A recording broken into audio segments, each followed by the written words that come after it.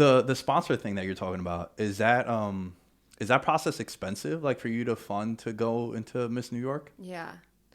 So it's about $2,000 to sign up. Actually, Just to it's sign up? no, it's $275 just to sign up. That's a registration fee. And then you have sponsorship fees. They break it down for you, but at the end of it, it's like $2,000. And then gown, and then swimsuit, and then training, and like everything piles up. I think my first year I spent about $10,000 Stop. competing for Miss New York USA. Yeah.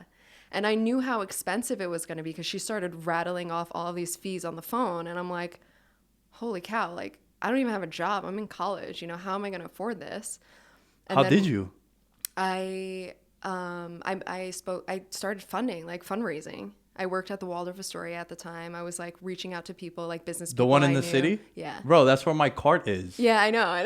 Right We across spoke the about street. this. I know. That's I crazy. probably got coffee from you back in the day. Maybe. Who Yeah. knows? Yeah. Was the coffee good? Just say yeah. Fuck it. Why not? Yeah, All right, yeah, super there you go. good. That's so wild. Now it's not a hotel no more. It's I like a know. residential. It's chaos. There's always really like sad. not riots, but there's always protests out there. Like it's some Yeah. sketchy shit that went down. That I used to want to be. protest out there. That was a landmark. Like A historical yeah. American landmark, yeah. We And the used to Chinese make- purchased it. Like it's really sad. It's really sad. I would see hundreds of actors. Yeah. When teams would come into play, they'd stay there. Every single president stayed Oh, there. yeah. It There's was- like a secret underground subway at the bottom. There Yeah. was anytime they would have the UN meeting in the city, Yeah. we would get kicked out from our corner. We would be able to like Because all the streets are closed. all the up. streets are Yeah. closed, but my dad's been there 27 years. Yeah. Right? So like they know him. Okay. So they'd be like, yo, Tony, just move up. Like instead of being on the corner, go like halfway up the block. And we would always kill it those days. But the thing that sucked was we never knew like there was one year where Monday at 9:00 in the morning, like, yo, y'all gotta leave. You can't be here. It's like, fuck. So like that week we would order every day. Like usually we get our order for the whole week.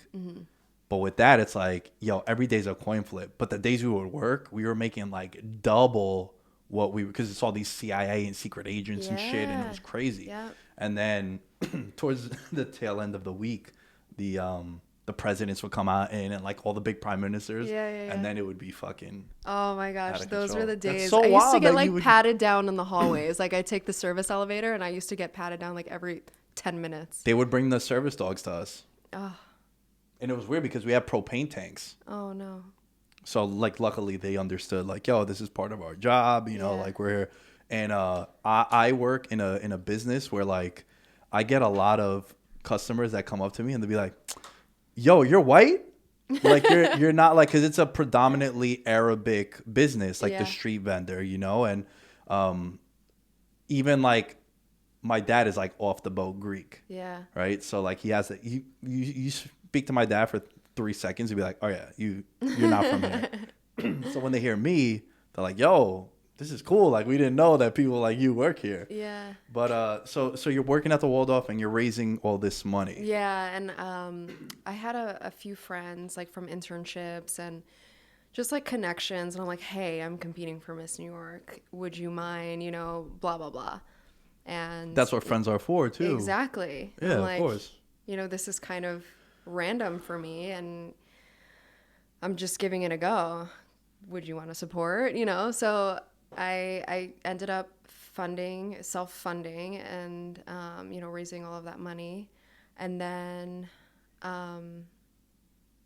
and then I was like, if I'm spending all this money on this pageant, like I better do well, like I gotta place, this is an investment. So that's why I hired the coach. Is there, when you place, like what are the spots that place?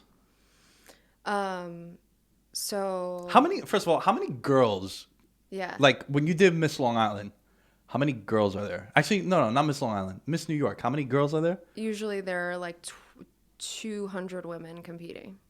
200. Damn. Yeah. So 200 women. So the competition is broken down into 3 parts.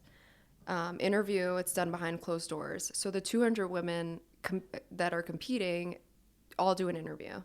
And the next day, the second part of competition is swimsuit. So everyone gets to do swimsuit and then evening gown. Everyone gets to do evening gown.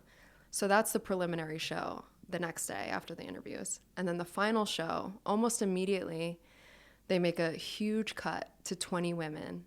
So that final show is essentially just focused on these 20 women competing in swimsuit, competing in evening gown. Then they cut it to 5, and then you answer like a super political question on stage out of a fishbowl. And what kind of question did you get? Do you remember? it was like about like race relations.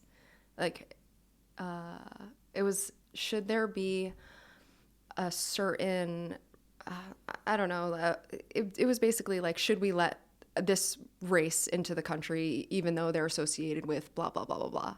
And I'm like, that's ridiculous. A weird question to ask, no? I think because there was a lot of like terrorist attacks. I don't remember what was going on in the world, but it was a very relevant question. And they were like, should there be a certain procedure when letting in, you know, XYZ religion into the country? And I'm like, what the fuck does that have to do with a beauty pageant? So, right. But they want to see that you can answer any question on the spot. They want to see you're able to represent New York at Miss USA. Like, they want to see that you can think on your toes, can speak to a crowd, not knowing what's going to be coming your way. So, I mean, it's super tough. And, you know, what do I know about race relations? You know, like, but yeah. If I got asked that question, I would like, my mind shuts off when politics come up. Yeah. Like, you have no idea how fast. Like, I'm just like, I know that there's Democrats and Republicans. That's about it. Yeah. I don't even know what leaning left and right means. I'm being completely honest with you. It's just not your It's tea. just not my thing. Yeah. Like, it's just, so to hear that is wild. What kind of questions is in the interview? They just really want to get to know you. That's the only chance that the judges get to have alone with you. So is it like you're behind a desk and there's like the panel? I'm standing right in the middle of a room behind a panel of like 7 judges. They're just sitting there spitfiring questions one after the other. After like you're being like interrogated. So yeah, it's intense. Yeah, I'm sweating. My knees are buckling. The whole 9. Yeah. Damn. So I was gonna be a Nassau County police officer. Yeah. And then I've told this story so many times, but long story short, I got a speeding ticket. I did a 70 and a 50. Right. And then I had to pay a retainer fee and I had to pay a lawyer to get it overturned and whatnot. So I had gotten pretty deep into the process. And when I went to the orientation and they did something like that too, they had all of us in there and we had to take a drug test and like you have to have your hand up and like make sure like your back is to them. And they're like, all right, with your left hand, grab the sample, right hand unbutton. Like, it was crazy. What? You have to, like, pee, like, you're not peeing in a bathroom. You're peeing, like, No. out in the open, kind of. But you have your back to them and shit. Okay. And they're asking you, like, a bunch of questions because you had sent all this paperwork years before. Yeah. So they want to make sure that you're telling the truth and it's, like, matching. Like, Yeah. you know? And it got to a point where they were like, oh, we're going to drug test you now. You ready? I was like, yeah, no problem. I'll go first. Like, it's cool. Like, what? I was like, yeah, man, I've never like smoked weed. I've never done like any drugs. I was like, I drink occasionally, but I was like, I don't even drink that much anymore because I had went through a body transformation where like I was 246 pounds, like the heaviest. Dude, I was round. Like my neck was like, it was bad. It was so bad. I was the dude who like, when all my high school friends would see me or even my friends from the neighborhood would see me when I came back from college, like, dude, what the fuck happened to you? And I was like, damn, son. Freshman 50. 50, yeah. That's exactly what it was. So I had went through this, like, body transformation where, like, I stopped drinking. I was eating right. So I was like, yo, I don't really drink anymore. Because, look, like, I took my working out serious. And they're like, yo, that's very good of you. And, you know, that shows, like, discipline, which was a big thing for them. So, like, I'm very familiar with the whole interrogating process with you. That's the Do you remember any question? Or were the interview questions were a lot more rational than, like, you picked out of the jar race relations? Yeah, I mean, so I learned later on that if they don't take you seriously, they'll ask you, like, what's your favorite color? Or, like, why are you here? What's the most exciting part about the weekend you're looking for? Or some like super light questions. But I got, I remember. So one of my biggest role models in life, it's this woman named Ebony K. Williams. And I met her that very day and she was interviewing me. She's a lawyer. She's a newscaster. Like she's just super badass. And I think she's actually going to be on Real Housewives of New York, the upcoming season. But anyway, Safe to say you'll be watching. Of course. And like that's not I don't watch that show, but I'll watch it now. She's just amazing. So on the interview sheet that you have to fill out and give to all the judges, one of them was like, who is your biggest inspiration and why? And at the time I said Marissa Mayer. She was the CEO of Yahoo. And I'm like, I want to be a CEO one day, and that's just like so badass, whatever. So I put it on there.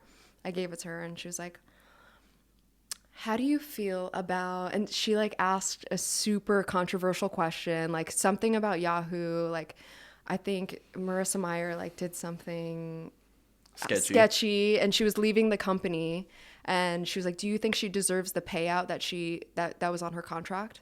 And I'm like, I think she deserves anything that she signed up for. Yes. Like no matter what happened, she did sign a contract.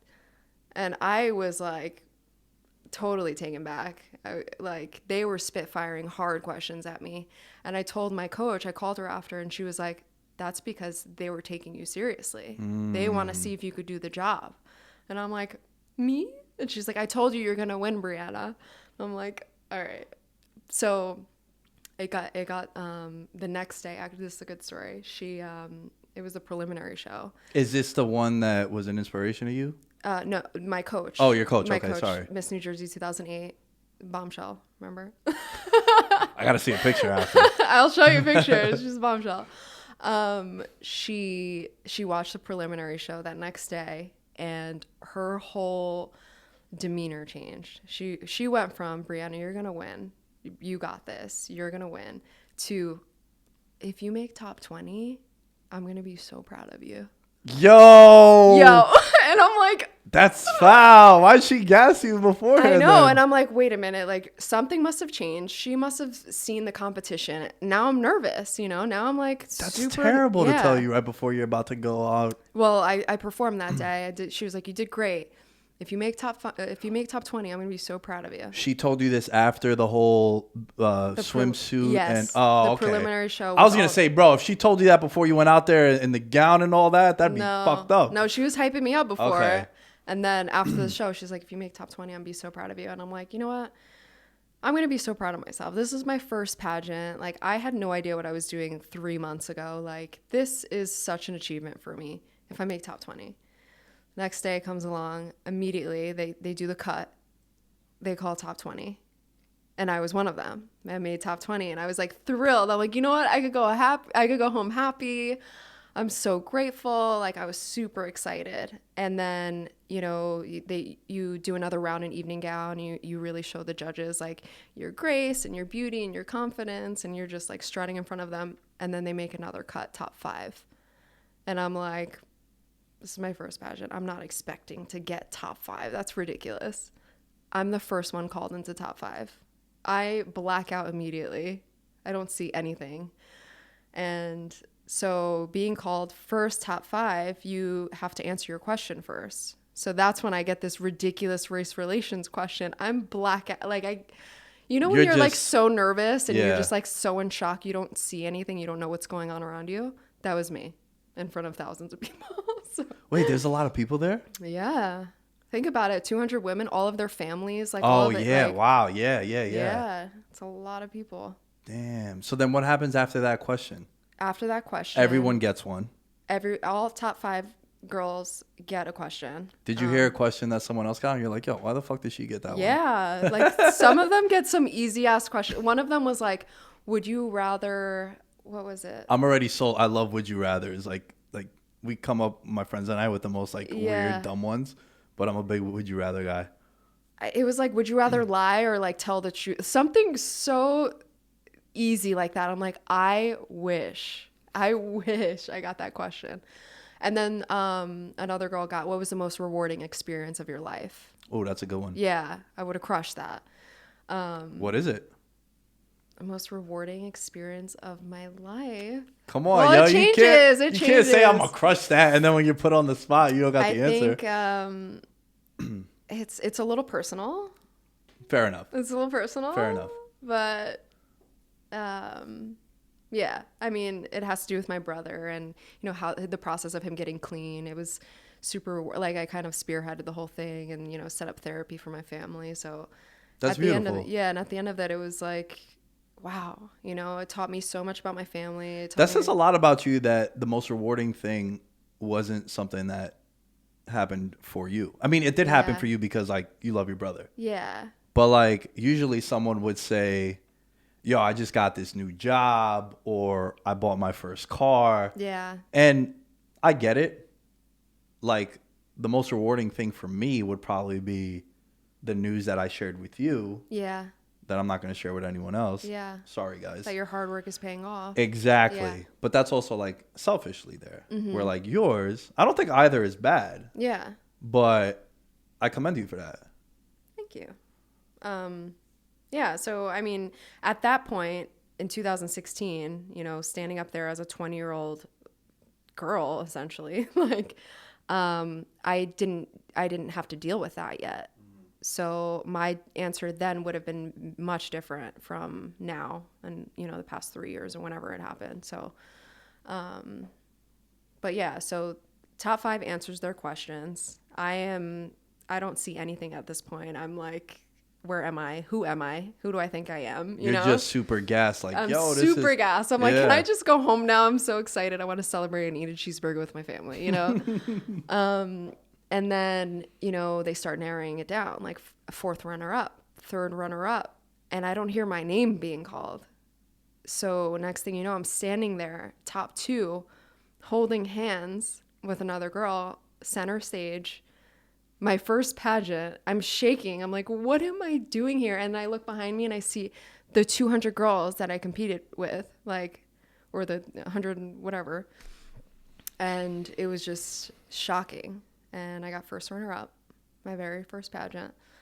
And then from then I was like, I want to do this again, and I'm going to be better next time. And, you know, I kept getting better and better and better. And, like, my motive kept changing. Like, I dealt with the whole thing with my brother, so my story kept changing. Like, I started spreading awareness about mental health. So the way I evolved through pageantry is just, it's pretty insane.